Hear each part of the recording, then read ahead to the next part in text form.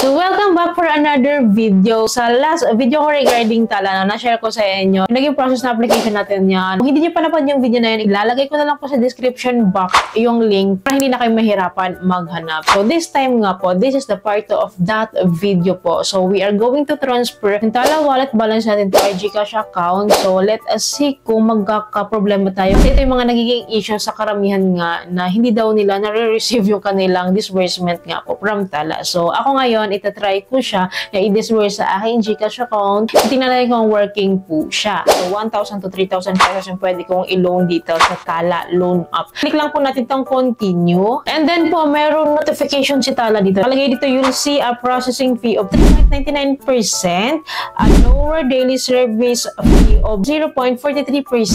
And we promise that you will be able to cash out the full amount. Isagad natin ng 3,000 to. And then, i-click po natin tong continue. So, kung i-drag po natin into day 15 lang po, no, 3,000 pesos po. Meron pa rin siyang one-time processing fee na 119 pesos. And yung service fee niya po is 0.43% daily po ito, which is 193 pesos po sa 15 days. So, as you can see, sa total payment po niya, umabot po siya ng 3,312. Kukumpitin po kasi natin yan, no? So, 3,312 minus 3,000 pesos is equals to 312, di ba, yung kita nila sa atin. So, kung i-divide natin yun sa 3,000% is equals to 10.4%. Sa 15 days lang po ito, dahil po sa processing fee, kaya po tumataas. Yun yung nagpapabigat. Anyways, dahil medyo mabigat yung kanyang processing fee, no, so palitan lang natin po ng amount. So, 1,000 pesos lang. Hindi naman talaga natin kailangan yung ganun kalaking halaga ng pera. So, 1,000 lang para lang i-try natin. So, yun, i-drag lang natin into day 15 lang po. Pinakamaagang payment terms, and then as you can see here, medyo gumagaan na rin po yung fees natin dito. Yung ating one-time processing fee po is 39 pesos lang sa 1,000 pesos. Medyo magaan yun kasi maliit lang naman yung borrowed amount eh. And yung service fee po natin is 64 pesos. So nag-total po siya ng 1,103 pesos. So kung kukumpitin po natin yung interest niya in a whole, so 1,103 minus 1,000 pesos is equals to 103 pesos. Ito po yung kita nila sa atin. So i-minus po natin, or i-divide po pala natin sa 1,000%. Ito po yung interest niya in a whole, 10.3%.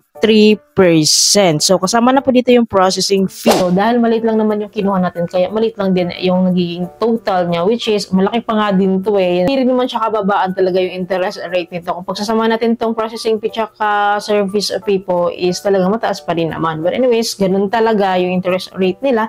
So, click lang natin itong continue. This is the borrowing summary of mine. Saka lagay po dito yung repayment date sa September 2 nga daw po. So, yung borrowed amount natin is 1,000, processing fee is 39 pesos, service fee is 64, and total payment of 1,103 pesos. So, ina-explain naman po nila yung mga processing fees nandito. Anyways, after that, click lang po natin tong agreement ng terms and condition, and then i-accept lang po natin ito. And then sa next step po, so disburse your Tala wallet for free. So, may mga pagpipilian tayo dito. Pwede natin i-send to wallet. Then, pwede rin po tayong mag-send sa other options nila. So, para may idea kayo sa mga other options nila, so i-click natin. Nakalagay po dito, pagbayad Tala wallet, fastest claiming time, and then a free transfer po to e-wallets from Tala Wallets na. And then dito sa may baba po, pwede rin naman po tayo mag-direct bayad GCash, pero meron po siyang service fee na 15 pesos, which is ayaw natin na may mga ganyang fees. And bayad sa Buwanal Linear also, mga low fees din naman po tulad po ng bank transfer, which is hindi pala siya low fees, kasi may 15 pesos pa rin siyang service fee. So sa Kains.ph, so meron siyang 5 pesos lang yung kanyang transfer fee, yung kanyang service fee. Meron siyang mga unavailable cash out option. But anyways, balik tayo, no? So kasi kapag nag-disburse ako dito, pinapadaan ko talaga sa Tala Wallet para medyo makatipid tayo, zero lahat yung transaction natin, zero fees, diba, kapag Tala Wallet. So, click lang natin tong send to my wallet.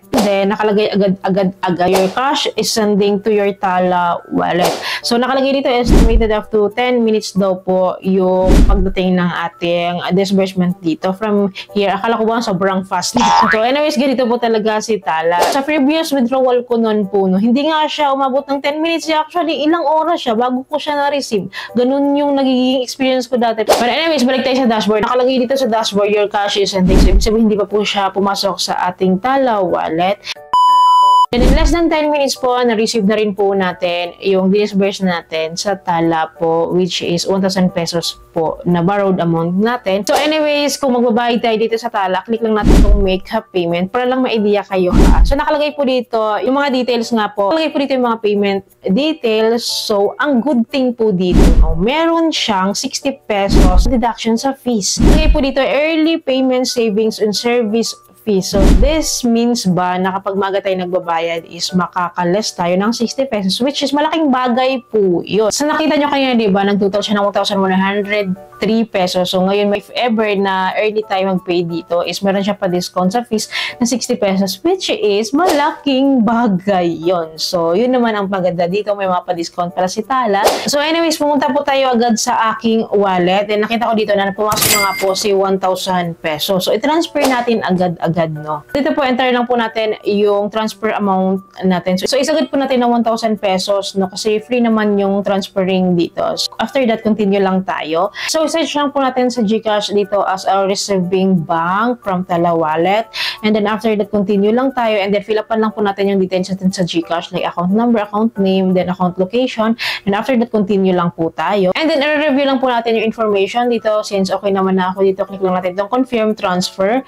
And then, right after that, magsisend sila ng verification code, and then kapag na-enter na po natin yan, successful na po yung ating disbursement. Agad-agad po naman magna-notify po si GCash na na-receive na po natin yung ating disbursement dito from Tala. So, ganun lang po pa rin yung process natin dito. So, medyo mukha lang siyang mahaba, no? Pero, madali lang din naman. So, anyway, successful yung transaction natin dito. And, masasabi ko lang po dito is legit po na nagkaroon po talaga ng changes si Tala from processing fees and then sa fees niya. Medyo bumaba naman yung services fees niya. But anyways, may pa-discount naman si Tala. So, good thing pa rin yun. And then, yun nga, hindi naman tayo nagka-problema dito. Naging withdrawal natin dito. Ang bilis lang din naman ng nagiging process natin dito. So anyways, kumusta po yung experience nyo sa Tala? Anyways, let me know in the comment section yung real life experience nyo dito sa Tala. Gano'n na ba kayo katagal dito sa Tala? So, kumusta yung offer nyo dito sa Tala? Nagkaroon ba kayo ng mga problems encountered dito sa Tala? Let me know in the comment section. Nagbabasa po ako niyan. So, by the way, sa next time po, kapag magbabayad tayo dito, i-share ko sa inyo yun ha. And ipapakita ko sa inyo kung legit ba talaga po na magkakaroon tayo ng discount dito sa payment nila.